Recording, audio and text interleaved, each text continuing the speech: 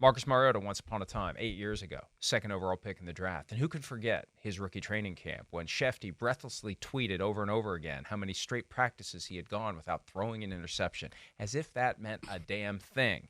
Here we are, Mariota struggling to hold the number 2 spot on the Philadelphia Eagles depth chart.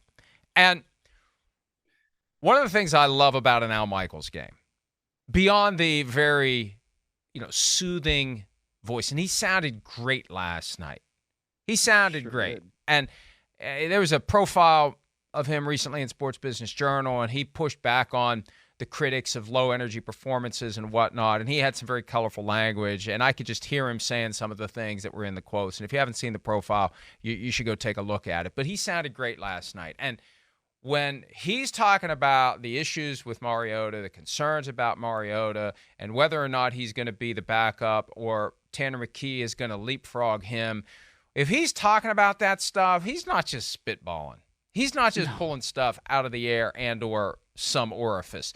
He's hearing something. He's on the field talking to Jeffrey Lurie, the owner of the team, before the game, and they all venerate Al Michaels. I mean, they all look up to Al Michaels, and Al Michaels knows what's going on. And if he's talking about Mariota being in trouble, guess what? Mariota's in trouble of not being the backup to Jalen Hurts, Myles. Well, yeah. I mean, look, he's just been completely unimpressive. And I understand why the Eagles went out and they got him, right? I mean, as somebody who can run it, and has that ability to be a guy that can throw it and run it in theory, you would think, and has as many starts as he does in his career, right? You would think that that's a guy you can plug in there and he's going to be a solid veteran backup. In some ways, it's like the 49ers going out and getting Sam Darnold, because it's a guy who was highly drafted, yes, didn't necessarily work out in wherever he's been before, but you have a feeling that because he's the backup, he's going to be able to adapt into that role and just be a guy that you can trust to put in there in an emergency, because that's why a backup quarterback plays. There's some sort of emergency where your starter is not in there anymore. And especially if you got Jalen Hurts and you paid him as much money as you do, like that. Marcus Mariota is not playing just because they wanted to play. It's because he has to. But everything that we have seen from Marcus Mariota over the last, let's call it year plus now, is signaling that he is not somebody that they can trust when he goes out there and he plays quarterback. And it's very unfortunate. And I don't think it has anything to do with his character or anything like that. This is a performance-based business. And when you look at what he's putting out there on film, it is not up to snuff. I mean, he should have gotten picked off last night. And that throw that he made that was into that tight window, the window was gone. That ball should have been intercepted. And instead, it somehow got caught and the Eagles end up scoring a touchdown. But the film doesn't lie. The film will show you how bad of a pass and how bad of a decision that was. And so, yeah, the Eagles have a real problem on their hands. And I don't know if they're going to be searching the waiver wire, if they're going to be searching, for a trade, a la the Cardinals yesterday for a backup. But something's got to give here. And Marcus Mariota does not look like a player that the Eagles can trust, especially because they have Super Bowl aspirations. Trey Lance is one guy that I've thought of as a potential backup to Jalen Hurts in Philadelphia. Now, look. Not for me. I understand. Different topic. Not my tempo. I get it. Now, you at least got that reference, didn't you? You've at least seen. Yes. I mean, Whiplash wasn't filmed cousin, in the J.K. 80s, so Simmons. You've presumably seen it. Yes. Okay. So here's my Mariota kind of theory, and this is based on stuff that Al Michaels was saying last night. Al Michaels, no, you don't need the tinfoil hat for this yet. We're getting there. And first of all, they're paying Mariota $5 million this year, fully guaranteed. He's already gotten a $3.5 million signing bonus, and his salary is fully guaranteed. So this is a $5 million mistake if they're willing to admit they made a mistake. Right. Now, Al Michaels mentioned the quarterback series, and the comments were very candid and almost uncharacteristic for Al to be that almost critical of Marcus Mariota, that he watched it And near the end, you get the impression the guy doesn't really like football. I mean, he almost said that word for word. That was the vibe. So again, he's down on the field before the game talking to Jeff Lurie. And you'll wonder, and think about the timeline, the way an offseason works. You hit free agency. Mm-hmm. Time to go get a backup to Gardner Minshew. Gardner Minshew's taking his lucky strikes somewhere else. So what are we going to do? Well, we'll get Marcus Mariota. Skill set matches Jalen Hurts. We want a backup, so we go from playbook A to playbook A, not playbook 1 to playbook 2. We don't need to have two different playbooks for two different quarterbacks. We want somebody who can simulate the things that Jalen Hurts does in the event that he's gone for 4 games. However many it was last year. He was gone for a while, and Gardner Minshew had to play. So we need somebody we can trust. And we know how the Eagles view the backup quarterback position. Eagles view backup quarterback as one of the 11 most important positions on the team. So I can't help but wonder. Eagles signed Marcus Mariota. They don't know a damn thing about what's in this Netflix series. They haven't seen it. They don't get an advance copy. Probably not even ready for anyone to look at in March. They're still putting it all together. Is it possible, Myles? And you can put the tinfoil hat on if you want. It's fine. Is it possible? Is it possible the Eagles saw that, just like the rest of us did, and they were as dismayed as some of us were by the appearance, even as Netflix sports washes, and we're going to see this more and more with these Netflix documentaries. Folks, they're not documentaries. They're infomercials. And there's a lot, people are starting to figure it out with this Florida thing. Like, where's all the stuff that really happened? Where's the scene about, the bad stuff? Oh, they check the box as daintily as they can.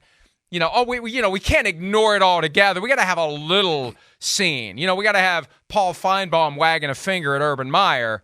Otherwise, it'll be ridiculous. But, the reality in Gainesville was just shoved under the rug. That's what happens in these documentaries that the subjects of the documentaries produce and or have final say over. But even with that, man, it was a bad look for Marcus Mariota when it was all said and done. It was a bad look for Marcus Mariota.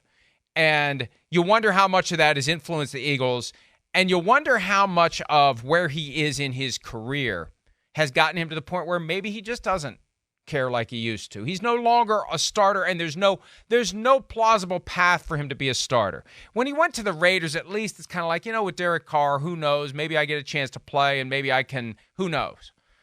Mm-hmm. This is the first time where he's clearly QB2 with a hard ceiling. No way in hell are you going to be the starter. You're QB2, and the arrow's pointing down on your career. And based on what we've seen this preseason, can they trust him to be an effective backup if Jalen Hurts gets injured?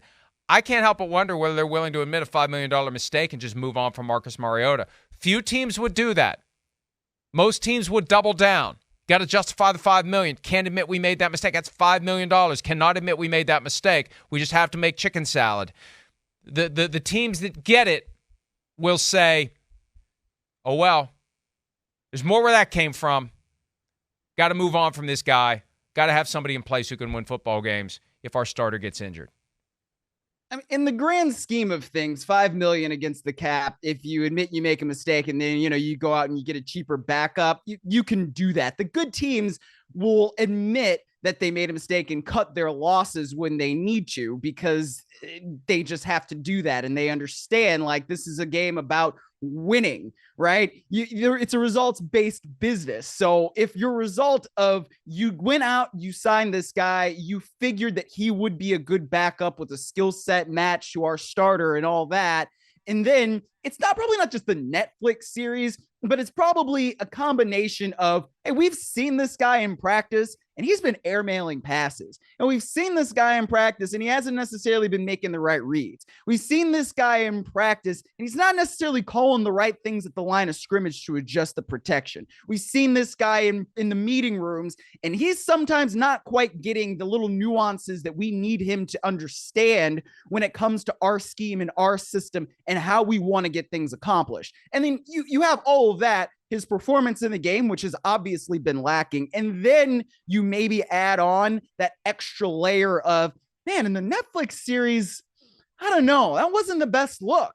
And you add on to that, well, we already knew that he left the team at the end of the season last year with the Falcons, and he performed really, really poorly in a lot of those games, especially that Thursday night game against the Carolina Panthers, where late in the game, he's like falling on his side and somehow trying to throw a pass, like kind of like Patrick Mahomes in the Super Bowl, except Mahomes threw it accurately. And Lord only knows where that ball went that Marcus Mariota threw. It might still be up in space somewhere. So I look at all of it, and the totality of it might be that the Eagles are now in a position where they are so uncomfortable with the idea of Mariota being their backup quarterback that they would be willing to say, look, this is a $5 million mistake. But because we prioritize the backup quarterback position so much in this club, we got to just cut our losses and move on. I don't think that's out of the realm of possibility at all.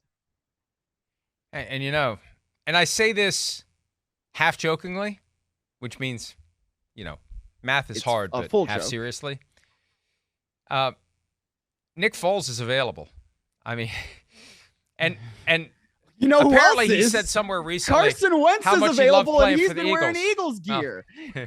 You know, true. hey. Well, he's wearing Eagles gear. He's wearing Colts gear. He's wearing Commanders gear. He's wearing all the free stuff that he got when he was playing for those three teams. But Nick Foles is the one who actually was effective when called upon. Nick Foles is the ultimate backup quarterback because he only thrives when you insert him into the game in place of the starter. He thrives very well. He wins the Super Bowl, and he's a Super Bowl MVP. But when you make him the guy, it just doesn't work.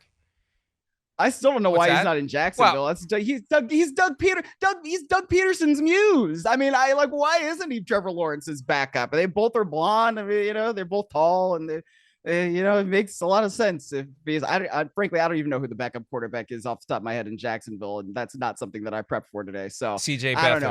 CJ Beathard. With apologies, I apologize to CJ Beathard. Need to I'm prep. not trying to make you need to prep. Your job. What's prep? CJ Beathard. You carry it around all the time. It's what you do even every read day. You read the rundown for the show talking about, we're going to talk about Jonathan Taylor later on in the show. That was surprising to me. Well, I'm just assuming we're going to talk about it since it's one of the biggest stories in the NFL. And actually, I didn't read the rundown.